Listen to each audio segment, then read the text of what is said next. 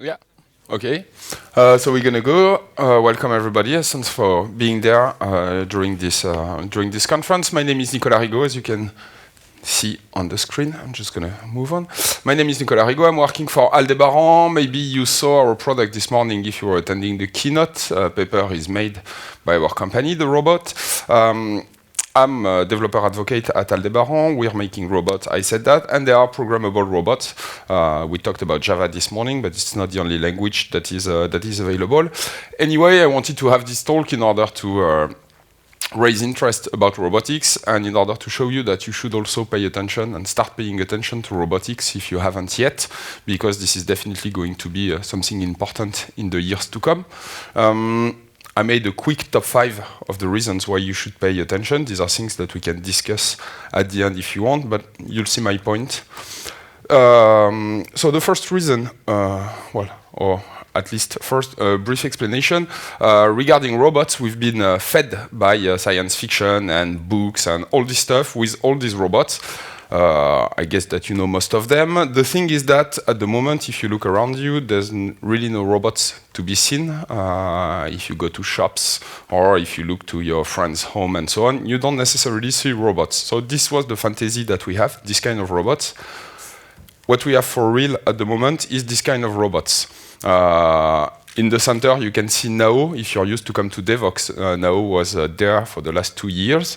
But there are also new form of robots that are not necessarily based in the humanoid form factors, but the one that you can see on the left is called Jibo. So it's based on a tablet, but it's still a robot.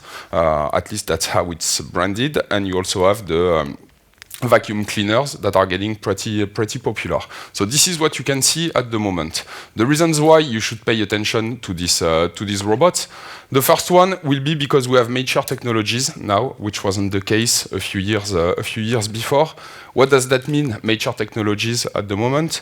Mainly that we get better hardware, and hardware that is easier to integrate inside of the body of the robot.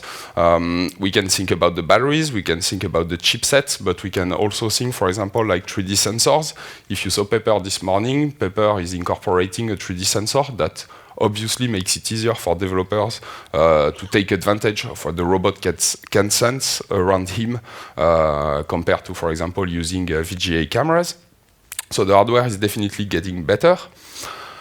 But we also managed to have more and more an industrialized production for the robots. What's the interest behind that? It's also that industrializing the production for robots has an impact on the price that you are going to pay in order to buy them.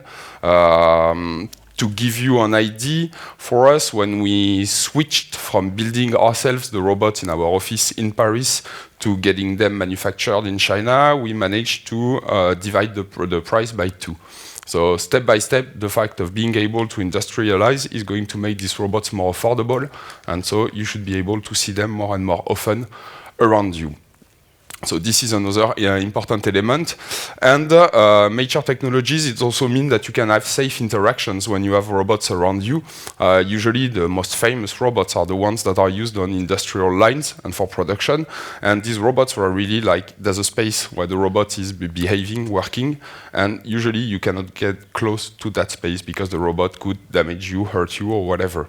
Now we start having robots that are able to understand what is around them and allow you to keep living your life while the robot can also focus on his work, and both being really safe. The robot is not going to hurt you or whatever. So this is really making a big difference. Technologies are mature, and it's easier than ever to interact with robots and to have them. The fourth point will be comprehensive platform, because if you want to start paying attention to robotics, obviously you don't want to start learning everything from scratch.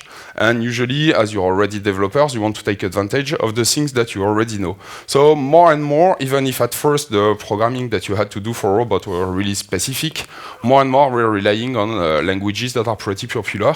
Aldebaran has more than 1,000 APIs available, for example, that you can take advantage of when you are programming for our robots. But we also have SDKs that allows you to create applications for the robot that can be based on JavaScript, Python, C++, or even Java. So it means that if you want to start paying attention to robotics, you won't have to go back to school and start learning, you can really take advantage of what you already know. The other important element, or at least that makes your life easier as developers, is that we have what I call high-level commands. To give you an example of what that means, a few years ago, we have cameras on the robot who were giving you access to the raw video stream. And then you could take advantage of that, but that was a lot of work to do. Now we have APIs where you can directly have information of higher level, like knowing exactly how many people are standing in front of the robot, the gender and an estimation of the age of the person that has the focus, for example, or even have a feedback on when the robot is tracking their face, on the reaction they have when the robot is behaving. So you don't have to write everything by yourself. You can already take advantage of this kind of functionalities when working with robots. So this is also another important element. There's a rising interest, growing interest for robotics. We can see that from all kinds of market and industries. The few examples you can see will be a bank taking advantage of robots in Japan, but we also have robots in retail. We have robots being part of entertainment. So many industries start paying attention to what we do, or at least to what we do with robots. You also have big companies that are paying attention to robotics, and that is another important element from our point of view. Aldebaran is maybe famous in the robotic industry, but that's not necessarily a company you're familiar with. On the other hand, when you see companies like Google, Samsung, or Amazon starting working on robotics, from our point of view, it's also a signal sent to the market that, well, maybe everybody should start paying attention when you get these big actors investing money and time on developing robots. Companies are paying attention, but also customers. If you take the example of Jibo launched a year and a half ago, something like that, a campaign on Indiegogo in order to find money. And at first, I think they were looking for something like 500,000. And in the end, so this screen capture is about 2.2 million. But I think that in the end, just on Indiegogo, they made something like 4 million. So it shows how people are interested in this kind of new technologies. The second example is linked to our product this time. The first time we released paper on the consumer market in Japan, the first 300 units were sold in a minute. At the moment, we are selling a batch of 1,000 paper that we put on the market at the end of each month. And usually, so there's a marketing sentence saying we sell them in 1 minute, but even it's in 5 minutes, each month we sell 1,000 of them. So there's a really interest from the consumer to buy this product and start interacting with them. It's also fun to program for robots, which is an important element. I don't know for most of you what you're working on, but it's not necessarily all the time funky things to do. With robots, usually that's pretty funny to program. First, because these are devices that are going to interact and have an impact or be able to interact with the real world. We are not talking about a screen where you're going to display some stuff. It can be funny, but it's even funnier when you get a device that is able to move himself, grab objects, and do funny things with that. So this is the first element. The other element is that it's not just about the machine being completely autonomous, but since we project a lot on robots, we also expect them to have a character. And designing the character of a robot or his reaction in this situation or this situation can be pretty funny. We have lots of developers that have invested a lot of time, for example, creating really a character for the robot, or at some point, if you try to, for example, touch the head sensor too much, the robot is going to refuse to do what you ask him to, because you're pissing him off doing this kind of thing. So this brings fun in the interaction that you can have with this kind of device, and that's not necessarily something that you could do with a screen, or at least where the user would feel as involved as he is with the relation with a robot. Last point and last reason why you should focus on robots is because there's a business for that, and for a long time it's been something for passionate people, but now it's really something where you can expect to make some money at some point. On both B2 consumer side and business side, I had this image with EPs. Like, don't believe people telling you that there's no B2C or B2B. There's still a big difference, but these customers are paying attention to what we do, and they are ready to invest money on these kind of things. that's an important element for us at Aldebaran, because at first we had this question, like, will people understand that it's not just about buying hardware, but also investing money on the software in order to have something that is really tailored to your needs? And we can see that step by step they understand these kind of things, and they are ready to invest money not only on buying hardware, but also on making sure that they invest in developing software.